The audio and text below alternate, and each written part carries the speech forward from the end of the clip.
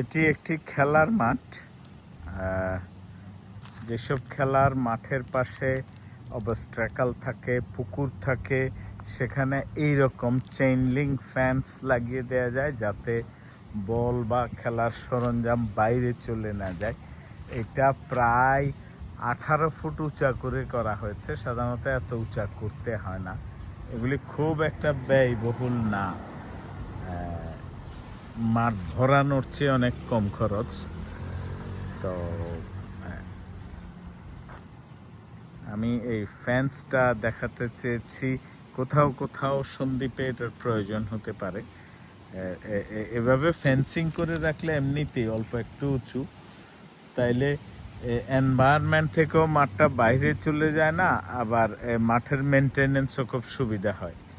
মানে ভেতরে একটা সংরক্ষিত এরিয়ার মতো থাকে, ক্লিন থাকে, দখল বেদখল হয় না, কেউ জিনিস রাখে না, পার্কিং করে না। এগুলির একটা অথরিটি থাকে যারা নিয়মিত ভিজিট করে এসবগুলি।